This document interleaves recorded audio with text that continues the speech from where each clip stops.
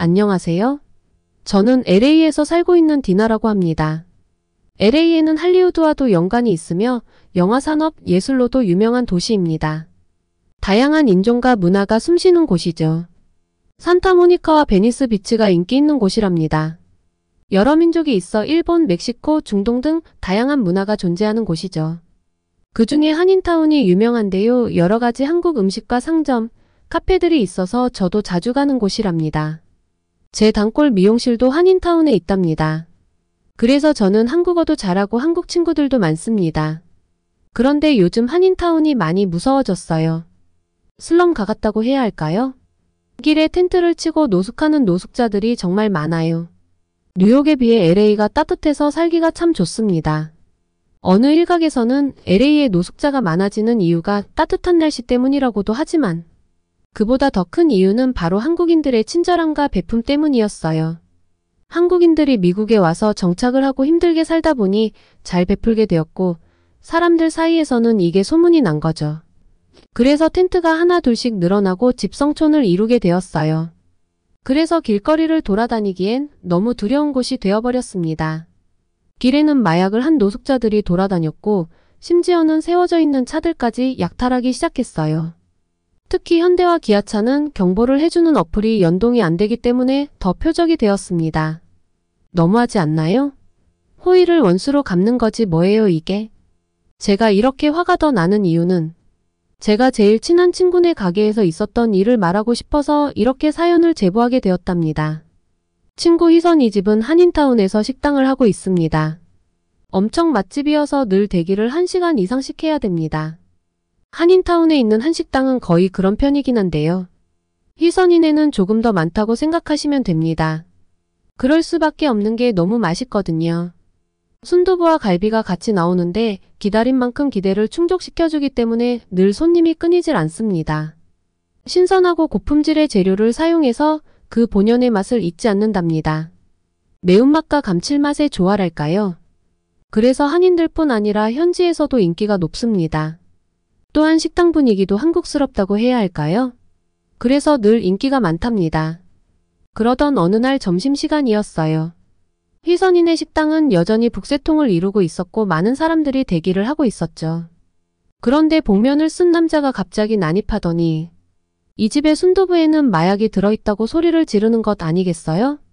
다들 황당하기도 하고 너무 당황스러워서 쳐다보았지만 그냥 또 약을 한 미친 사람인 줄 알고 건장한 체격의 청년에게 끌려나갔어요. 아마 노숙자 중에 마약을 하고 나서 와서 허튼 짓을 한다고 생각했죠. 신고를 해도 별로 처리되는 게 없기 때문에 그냥 돌려보냈어요. 요즘에 길에 하도 이상한 사람들이 많아서 그러려니 했거든요. 그런데 이건 시작에 불과했습니다. 이런 헛소문은 꼬리에 꼬리를 물어 사실처럼 번져나가기 시작했어요. 왜냐면 한인타운 익명 커뮤니티 게시판에 상호명은 밝히지 않았지만 누가 봐도 희선이네 순두부집인 것 같았거든요. 여기 순두부에 마리화나를 조금씩 타서 사람들이 중독이 돼서 갈 수밖에 없다고요. 너무 어이도 없고 말도 안 되는 일이었고 유치했지만 사람들은 이런 이야기에 동요를 하더라고요. 어처구니가 없었죠. 희선이네는 저런 말도 안 되는 건 대처할 가치도 없다고 무시를 했었는데 이게 눈덩이처럼 일이 커졌습니다. 어느 누구도 이렇게 될 거라고는 상상도 못했었습니다. 어느 순간 손님이 점점 떨어지기 시작하더니 심지어는 하루에 10팀도 안 오기 시작했어요. 그런데 너무나 타이밍이 딱 맞게도 옆 건물에 정말 비슷한 상호와 컨셉의 순두부집이 오픈을 했어요. 대부분 한인타운의 식당은 한국 사람들이 운영을 합니다. 한국 식당은 맛있기로 유명해서 오픈만 하면 거의 사람이 많거든요. 그런데 그 순두부집 사장님은 분명 한국 사람이라고 하셨는데 사투리인지 말투가 좀 달랐어요.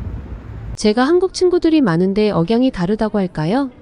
그리고 무엇보다 같은 모양이지만 맛이 달랐죠. 순두부는 맛이 비슷하다고 할 수 있는데 같이 나오는 반찬들의 맛이 모두 달랐어요. 구색을 따라한 것 같지만 같이 나오는 양념게장은 비린맛이 진동했고 어묵볶음도 특이한 향신료 같은 맛이 났어요. 처음에는 오픈 행사를 했기 때문에 손님이 줄을 설 정도로 많았어요. 순두부찌개의 맛은 그냥 괜찮았지만 그 외 반찬들은 그 맛이 아니었어요. 사람들이 점점 줄어들었고 이제는 순두부마저 신선도가 떨어지는지 몽글몽글한 순두부를 찾을 수 없는 지경까지 이르렀죠. 게다가 식탁은 잘 닦지 않는지 끈적거려서 항상 자리에 앉으면 우리가 스스로 한번 닦아야만 했습니다. 그동안 봐왔던 한인식당과는 뭔가 거리가 있다고 해야 할까요? 그래서 사람들은 다시 방문하지 않기 시작했습니다.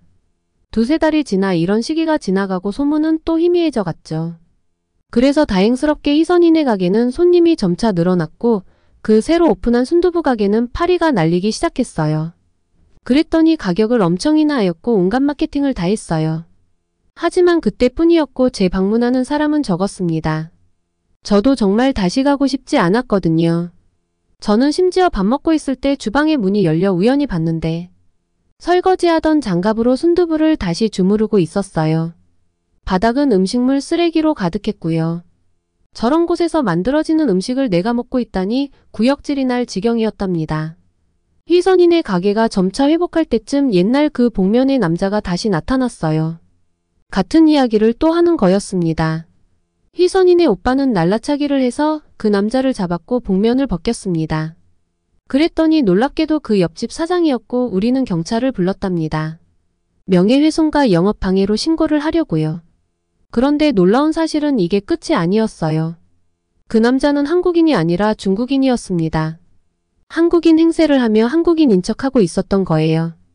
심지어 희선이 아빠는 너무 놀란 나머지 말을 잇지 못하셨어요.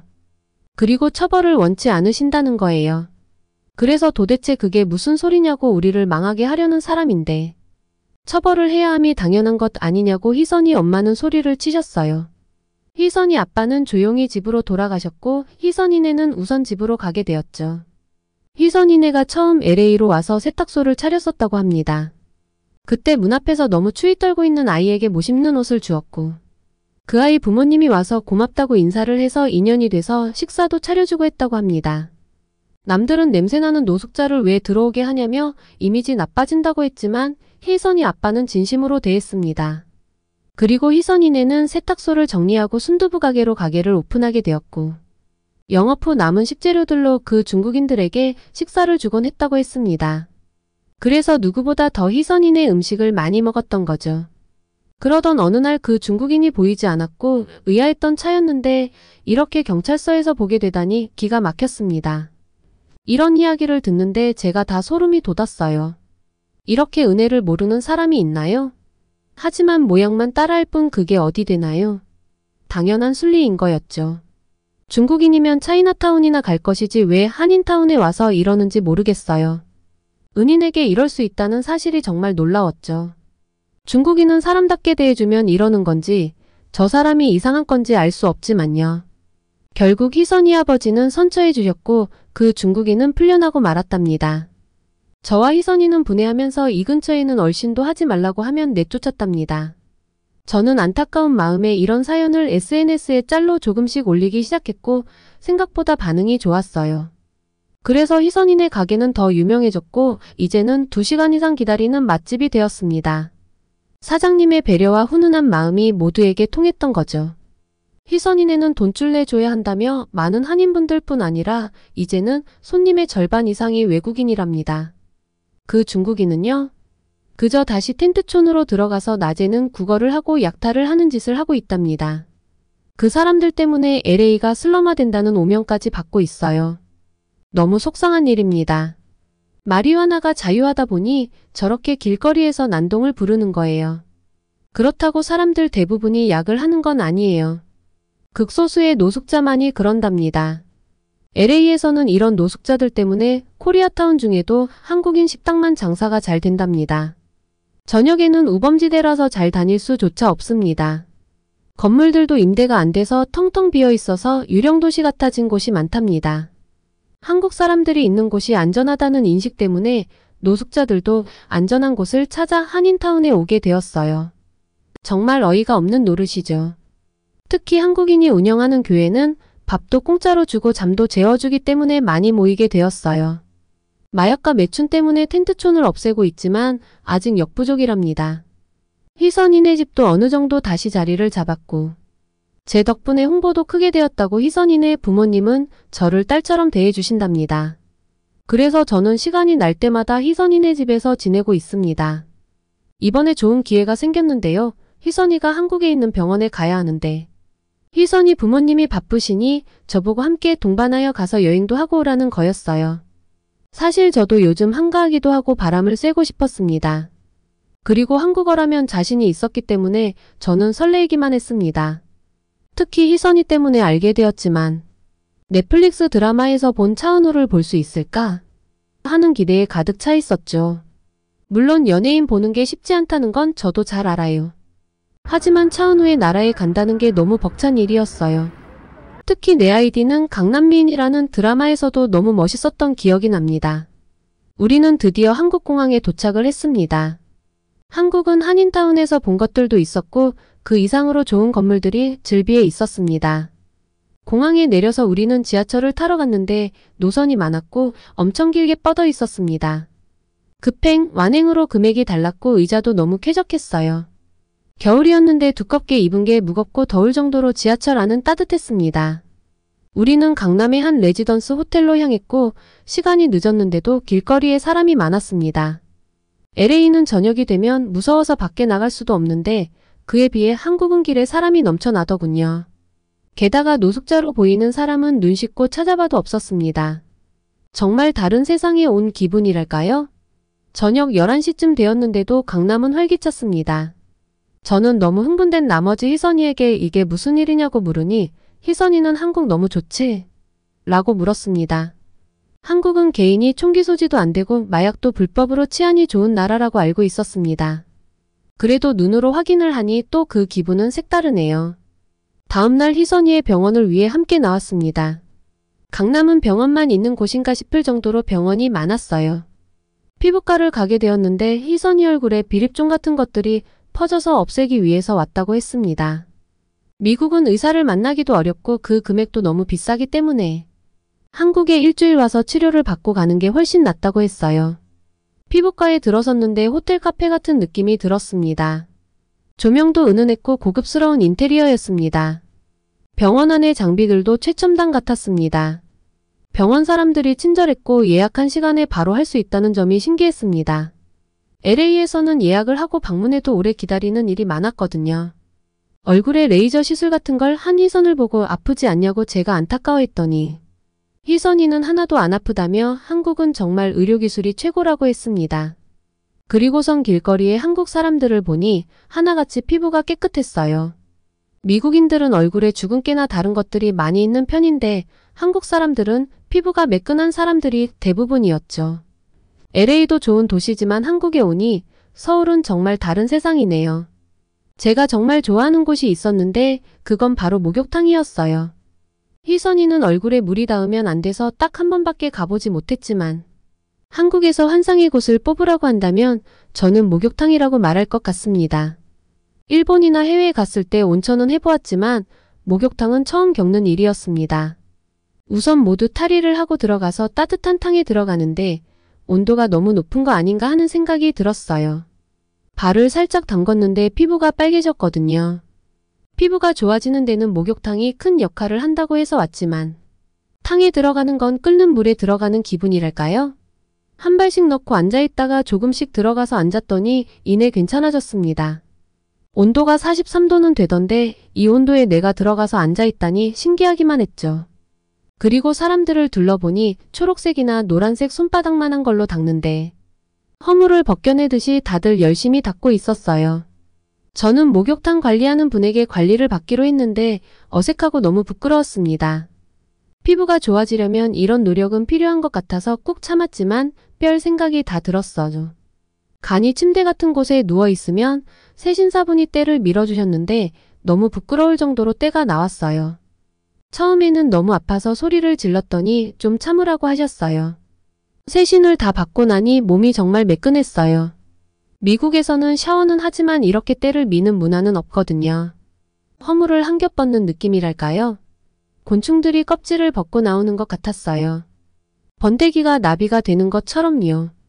노숙자 없는 길을 일주일 동안 걸으니 뭔가 해방된 기분이었습니다. 길에 약에 취했거나 위협적인 행동을 하거나 구걸하는 사람도 없었고요. 저는 그냥 일상이어서 몰랐는데 이런 환경들이 제게는 큰 스트레스로 작용했다는 걸 알 수 있었습니다. 한국인들이 참 부러웠어요. 이렇게 치안도 좋고 활기찬 도시에서 산다는 걸요. 그래서 희선이네는 이렇게 좋은 한국을 두고 왜 LA에 왔는지 궁금했습니다. 미국에 돌아가면 희선이 부모님께 슬쩍 물어봐야겠어요. 아마 소주 한 병 드시면서 긴 이야기가 될 테지만요. 희선이는 피부 치료를 잘 받았고 재생 연고도 처방받아서 잘 바르고 있었습니다. 병원도 내가 필요할 때면 갈 수 있다는 점도 너무 부러웠어요.